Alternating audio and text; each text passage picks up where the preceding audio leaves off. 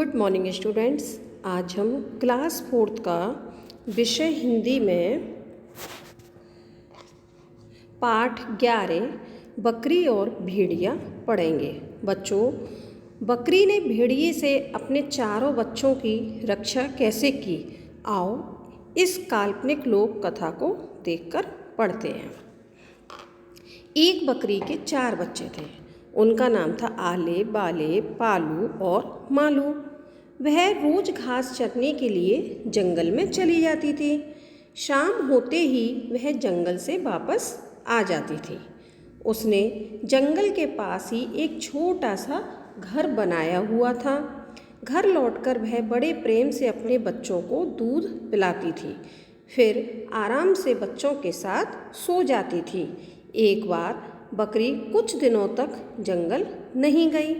आसपास उसे जो पौधे दिखते उसी से भूख मिटाकर घर चली जाती और बच्चों को प्यार करती। एक दिन उसने देखा कि अब आसपास और कुछ भी नहीं बचा है। अब तो फिर इसे जंगल में ही जाना पड़ेगा, क्या करें।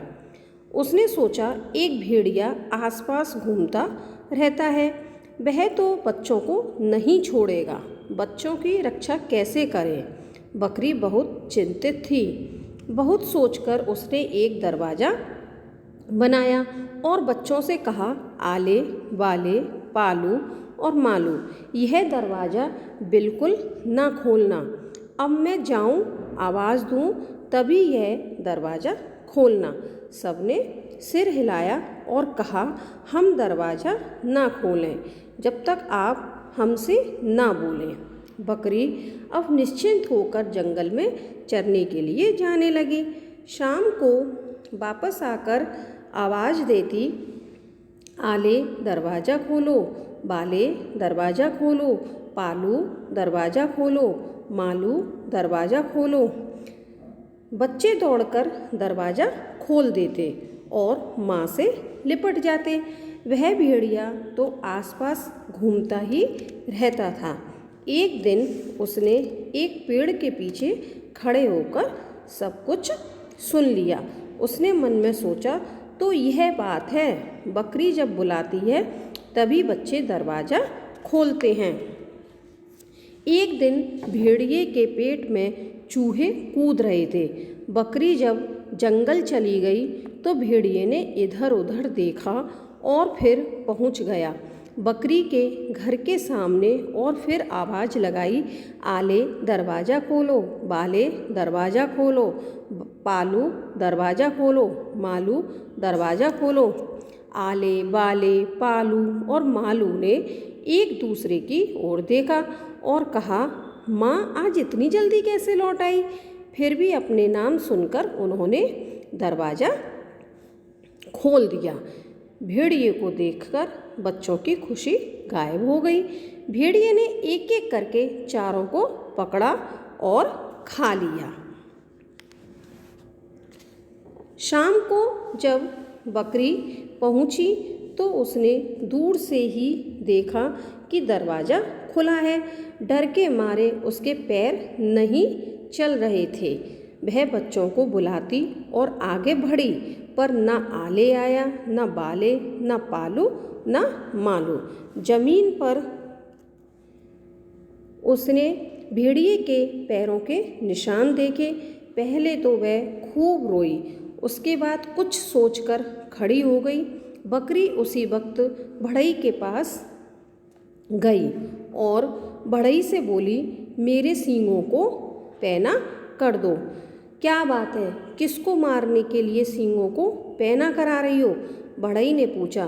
बकरी ने बढ़ई को पूरी बात बताई और कहा, अगर तुम मेरे सींगों को अच्छी तरह पैना कर दोगे तो मैं भेड़िए को हरा दूंगी।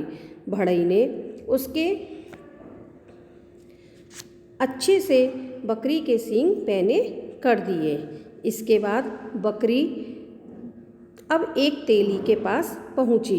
तेली को सारी बात बताकर बकरी ने कहा, मेरे सींगों पर तेल लगा दो और उसे चिकना कर दो। बकरी की कहानी सुनकर तेली ने अच्छी तरह तेल लगाकर उसके सींगों को खूब चिकना कर दिया। अब बकरी तैयार थी। वह उसी वक्त जंगल की ओर गई और भेड़ियों को ढूंढने लगी। उसने सोचा, कहाँ गया है भेड़िया, जल्दी से उसे ढूंढना होगा। मेरे बच्चे उसके पेट में बंद हैं, अंधेरे में न जाने नन्हे बच्चों को कितनी तकलीफ हो रही होगी। बहुत ढूंढने के बाद बकरी को भेड़िया मिल गया। भेड़िए का पेट बहुत मोटा हो गया था। आले वाले पालू मालू सब उसके भीतर थे।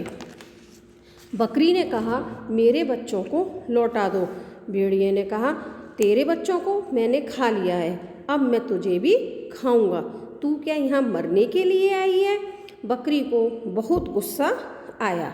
वह बहुत तेजी से आगे बढ़ी और भेड़िए के पेट में अपने सींग घुसा दिए। भेड़िए का पेट फट गया और आले वाले पालू और मालू पेट से बाहर निकल आए।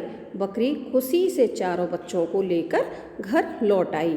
तब से रोज सुबह जाने से पहले बकरी उन चारों को धीरे से बताकर जाती कि वह कितनी बार दरवाज़ा खोलने के लिए कहेगी, और बच्चे भी तब तक दरवाज़ा नहीं खोलते जब तक बकरी सुबह बताए अनुसार दरवाज़ा खोलने के लिए नहीं कहती है। तो बच्चों, इस कहानी से हमें यह शिक्षा मिलती है कि शत्रु कितना ही बलवान क्यों न हो, उसे बुद्धि बल से हराया जा सकता है। तो आपने देखा बच्चों कि बकरी ने किस प्रकार अपने बच्चों की रक्षा की, क्योंकि उसके बुद्धि बल से ही, अपनी बुद्धि बल से ही भेड़िए को हराया।